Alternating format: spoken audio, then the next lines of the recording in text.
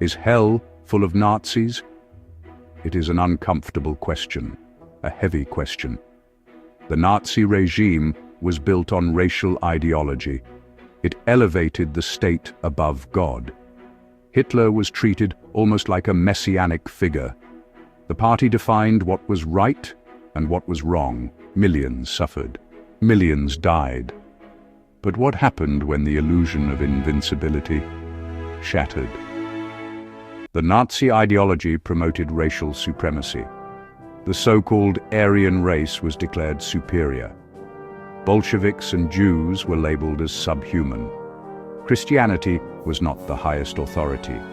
The state was. The party determined morality. The party defined truth. Many German soldiers became instruments of this system. Brutality happened. Crimes were committed. It is easy to say they denied God. They were cruel. Hell must be full of them. But history does not end at propaganda parades. In the beginning, they felt unstoppable. Poland fell. France collapsed. The Balkans followed. Victory after victory fed the belief that they were invincible. Confidence turned into arrogance. Hitler declared that the Sixth Army could march even into the heavens. Then came Stalingrad. The Sixth Army became trapped, encircled, cut off. Hitler forbade surrender. Winter closed in like a silent executioner. Lice-infested uniforms, sleeping in shallow holes carved into frozen earth. Thousands froze to death. Limbs turned black with frostbite. Amputations were performed without proper equipment. The wounded died slowly, often without medicine, often without hope. Of the 250,000 soldiers in Stalingrad, only a small number were evacuated by air. Around 90,000 were taken prisoner. Only about 5,000 would ever see Germany again. And Stalingrad was only one chapter in a much larger catastrophe. On the Eastern Front alone, more than 3 million German soldiers died. 3 million. Most of them young men. Facing defeat, something changed. Many cried out for their mothers and for God. Some remained loyal to Hitler until the end, but many broke under the weight of suffering. Military chaplains administered communion in the snow.